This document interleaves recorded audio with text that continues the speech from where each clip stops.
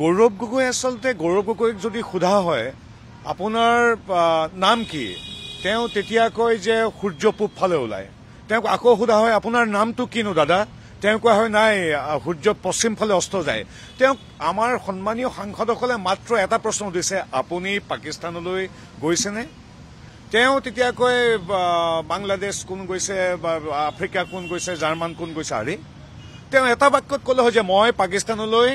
যোৱা নাই যদিহে যোৱা নাই বোলে মই পাকিস্তানলৈ গৈছো তোমালোকে কি কৰিবা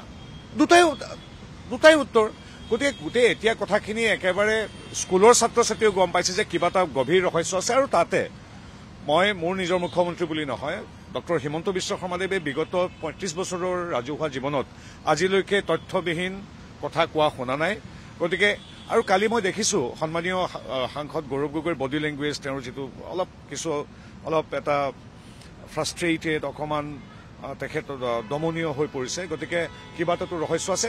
মই এগৰাকী সাধাৰণ নাগৰিক হিচাপে কৈছো ৰাজনীতিক বা সাংসদ মন্ত্ৰী নহয় অসমবাসীয়ে সুধিছে যে মুখ্যমন্ত্ৰীয়ে অসমবাসী বা আমি সকলোৱে সুধিছো সাংবাদিকসকলে সুধিছে যে আপুনি পাকিস্তানলৈ গৈছেনে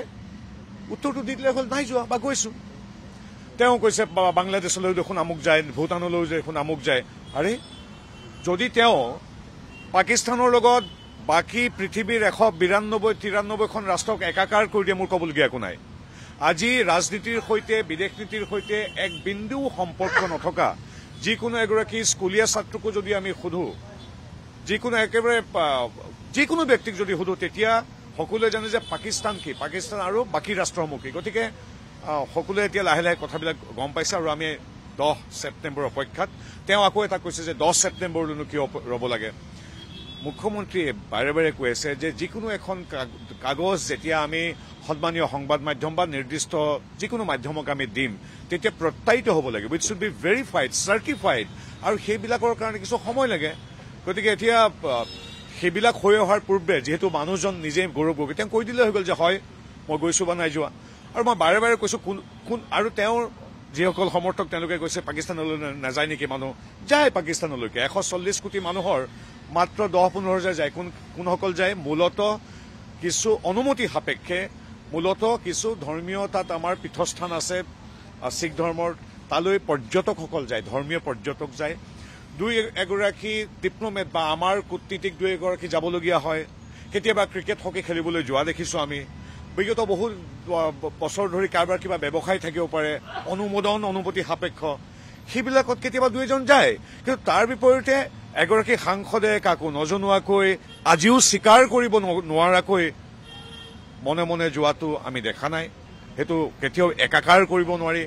ধৰ্মীয় পৰ্যটকজনৰ লগত এজন সাংসদক কেতিয়াও একাকাৰ কৰিব নোৱাৰি আৰু কোনোবা যায় এদিন বা দুদিনৰ কাৰণে 15 দিন যদি গৈছে মুখ্যমন্ত্ৰী কোৱাৰ্টাৰ মুখ্যমন্ত্ৰী এনেকুৱা নাই মই গৈছো বুলি ক'ম 15 দিন তেওঁ কিয় গৈছে তালৈ 15 দিন কি কৰিব তাত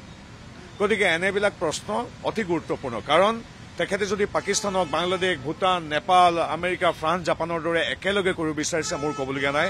তেওঁ যদি পাকিস্তানক আমাৰ এখন বন্ধু ৰাষ্ট্ৰৰ দৰে গণ্য কৰিব বিচাৰিছে মোৰ ক'বলগীয়া একো নাই ৰাইজে সিদ্ধান্ত ল'ব গতিকে কালিৰ গোটেই কথাটো আকৌ তেওঁ 99% আহিছে ইতিমধ্যে পূৰ্বতে কৈছিল যে 100% ভুল মই নামানো আমুক তামুক এতিয়া কালি প্ৰথমবাৰ